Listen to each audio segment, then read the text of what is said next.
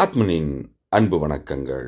நடிகர் அஜித்குமார் அவர்கள் தான் நடிக்கிற படம் பேர் மட்டும் விடாமுயற்சி அல்ல, தன்னோட வாழ்க்கையிலையும் தான் ஒரு விடாமுயற்சிக்காரன் தான் அப்படிங்கிறத நிரூபிச்சிருக்காரு.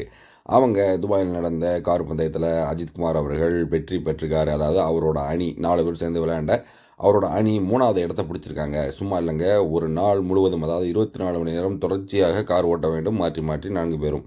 அதில் அவங்க குறிப்பிட்ட நேரத்துக்குள்ளே வர்றது, எந்த மாதிரி காரை ஓட்டுறாங்க, ஒழுங்கு விதிகளுக்கு உட்பட்டு அப்படிங்கிறதெல்லாம் பொறுத்து தான் வெற்றியாளர் அறிவிக்கப்படுவார்.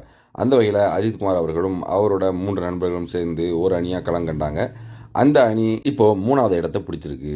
ஏற்கனவே 2 நாட்களுக்கு முன்னாடி இதற்கான பயிற்சியின் போது அஜித்குமார் அவர்களோட கார் சுற்றி சுற்றி ரோலிங் ஆகி அது உள்ளேருந்து அவர் நல்லபடியாக எந்திரிச்சு வந்தார், எந்த பிரச்சனையும் இல்லாமல். அதுவே ரசிகர்கள் எல்லாத்துக்கும் பெரிய மகிழ்ச்சியை கொடுத்தது.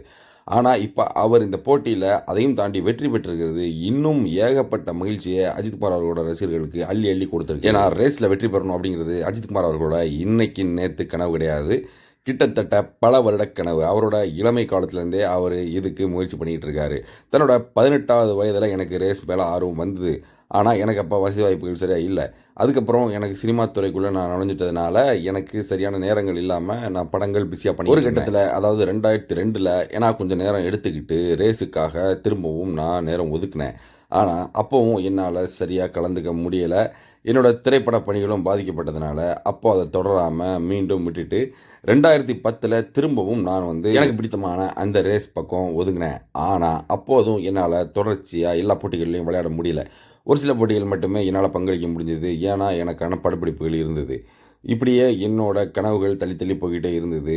இப்போது அது நிறைவேறியிருக்கு. அதாவது கிட்டத்தட்ட 15-20 வருடங்களாக நான் முயற்சி செய்து சரியான நேரத்தை ஒதுக்கி இன்றைக்கி 24 மணி நேரங்கள் தொடர்ந்து 4 பேரோட சேர்ந்து ஓட்டி அதில் 3வது இடத்தையும் பிடிச்சிருக்குது. பெரும் மகிழ்ச்சி எனக்கு. அதையும் தாண்டி ரசிகர்கள் இப்படி துபாய் வரைக்கும் வந்து என்னைய என்கரேஜ் பண்ணுவாங்க அப்படிங்கிறத நான் எதிர்பார்க்கவே இல்லை. அவங்க மேலே எப்போவுமே எனக்கு நிபந்தனையற்ற அன்பு இருக்குது அப்படின்னு சொன்ன அஜித்குமார் அதுக்கப்புறம் ஒரு பேட்டியும் கொடுத்தாரு. அதில் ரசிகர்களுக்கு அறிவுரைகளையும் நல்ல விஷயங்களையும் சொன்னார். அதாவது உங்கள் குடும்பத்தை பாருங்கள், அதுதான் உங்களுக்கு ரொம்ப முக்கியமானது.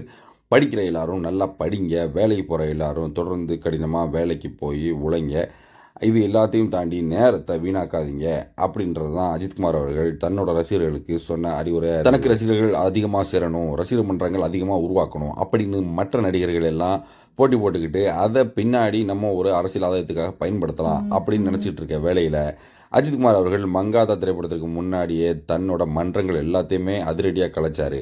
ஆனாலும் அவருக்கான லாயலான ஃபேன்ஸ் இன்னைக்கு வரைக்கும் ஏகே ஏகே ஏகேன்னு தங்களோட உயிரை கொடுத்துக்கிட்டு இருக்காங்க. அப்படி ஒரு மிகப்பெரிய கூட்டம் தான் துபாயில் அஜித் அவர்களுக்கு வாழ்த்து சொல்லவும் போச்சு. நாமும் அவர்களுக்கு வாழ்த்துக்களை சொல்வோம். இது போன்ற சினிமா தகவல்களுக்கு ஆத்மனோடு இணைந்திருங்கள். நன்றி.